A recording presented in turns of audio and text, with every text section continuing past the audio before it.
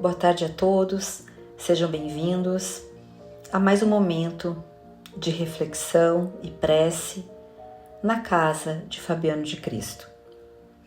Continuando a leitura do livro Palavras de Vida Eterna, pelo Espírito Emmanuel, hoje vamos conversar sobre o capítulo 23, com o título Adoração e Fraternidade.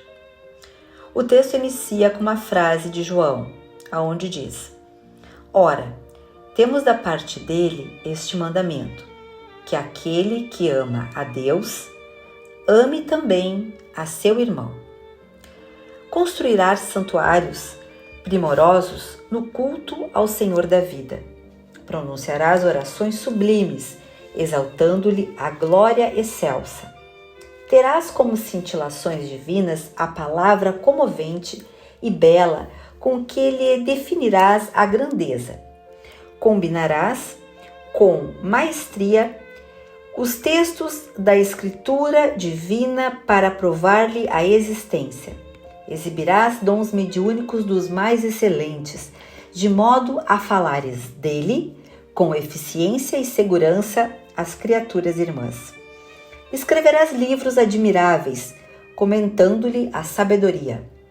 Comprarás poemas preciosos, tentando ornamentar-lhe a magnificência. Clamarás por ele em súplicas ardentes, revelando confiança e fidelidade. Adorá-los-á com a tua prece, com a tua arte, com o teu carinho e com a tua inteligência.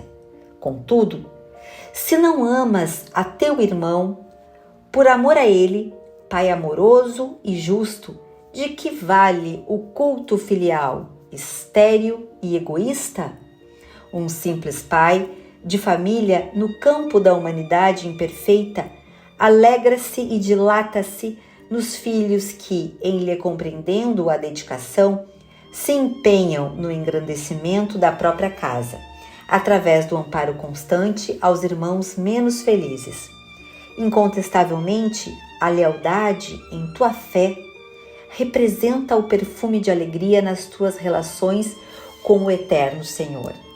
Mas não ouvides que o teu incessante serviço na plantação e extensão do bem é a única maneira pela qual podes realmente servi-lo.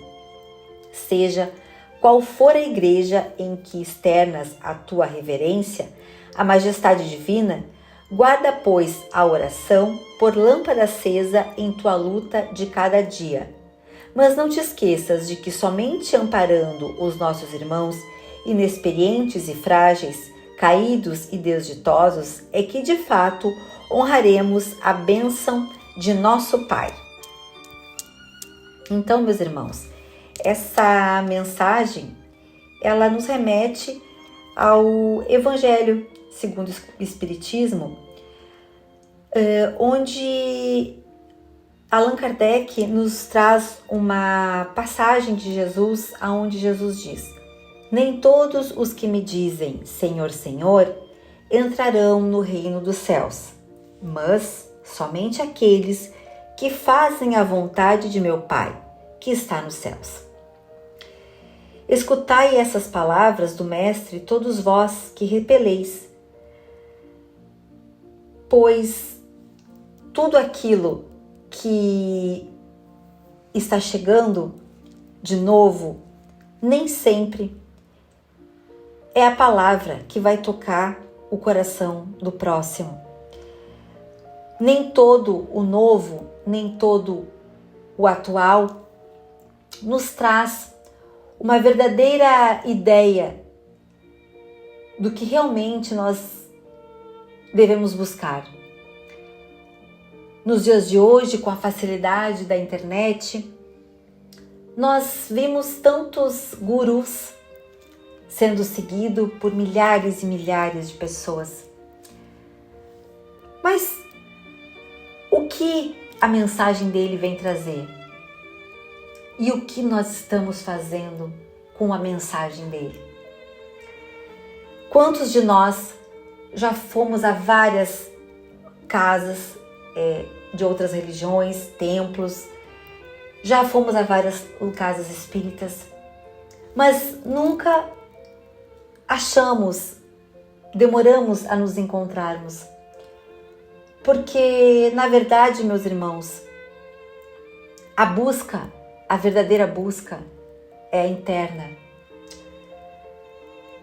E quando nós paramos e começamos a nos desnudar para que nós possamos nos autoconhecer, perdoando as nossas limitações, aceitando a nossa pequenez diante de tanta coisa, a partir desse momento, nós iremos então começarmos a galgar o verdadeiro caminho a Jesus. Emmanuel nos diz que o Espiritismo, na sua missão de consolador, é o amparo no mundo, neste século de declives da sua história. Só ele pode, na sua feição de cristianismo redivivo, salvar as religiões que se apagam entre os choques da força e da ambição, do egoísmo e do domínio, apontando aos homens os verdadeiros caminhos da felicidade. Em todos os tempos surgem no mundo grandes espíritos que manejam a palavra, impressionando multidões. Entretanto, falam em âmbito circunscrito, ainda quando se façam ouvidos em vários continentes. A palavra de Jesus, no entanto, ela transcende obras artísticas, joias literárias, plataformas políticas, postulados filosóficos, fórmulas estanques. Dirige-se a todas as criaturas da Terra com absoluta oportunidade, estejam elas nesse ou naquele campo de evolução. E é por isso, meus irmãos, que a doutrina espírita a reflete não por mera reforma dos conceitos superficiais do movimento religioso, à maneira de quem desmontasse um antigo prédio para dar disposição diferente aos materiais que o integram em um novo edifício destinado a simples efeito exterior. Os ensinamentos do Mestre nos princípios espíritas cristãos constituem sistema renovador, indicação de caminho, roteiro de ação, diretriz no aperfeiçoamento de cada ser. O certo é que todos nós temos adiado, e muito, a oportunidade de nos autoconhecer, de meditar, de servir, de vivenciar e de sentir Cristo. Como informa Alcione, a sábia personagem do livro Renúncia, que foi transmitido através da mediunidade de Chico Xavier pelo Espírito Emmanuel. Sendo assim, estejamos atentos a este esclarecimento desse benfeitor espiritual, onde diz que é chegado o tempo de um reajustamento de todos os valores humanos. Se as dolorosas expiações coletivas preludiam a época dos últimos dias do Apocalipse, a espiritualidade tem de penetrar as realizações do homem físico, conduzindo-as para o bem de toda a humanidade. Os princípios básicos do Espiritismo, nomeados por Kardec como os pontos relevantes, estão indicados em O Livro dos Espíritos, na introdução, e são orientações que o espírita precisa conhecer de forma mais aprofundada e que se encontram também citados não só na primeira obra da codificação citada, mas explicados também nos demais, como o Livro dos Médiuns, o Evangelho do Espiritismo, o Céu e o Inferno e a Gênese. E é por isso que o codificador deixou claro: reconhece-se o verdadeiro espírita pela sua transformação moral e pelos esforços que emprega para domar as suas más inclinações. Enquanto um se contenta com o seu horizonte limitado, o outro, que aprende alguma coisa de melhor, se esforça por desligar-se dele e sempre consegue, se tem firme a vontade.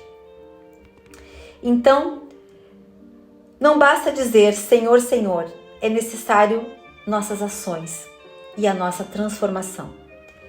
E que não esqueçamos o ensinamento maior do nosso Mestre Jesus, que façamos sempre ao próximo o que desejamos que o próximo faça conosco. Que Fabiano de Cristo esteja sempre presente em nossas vidas. Que assim seja.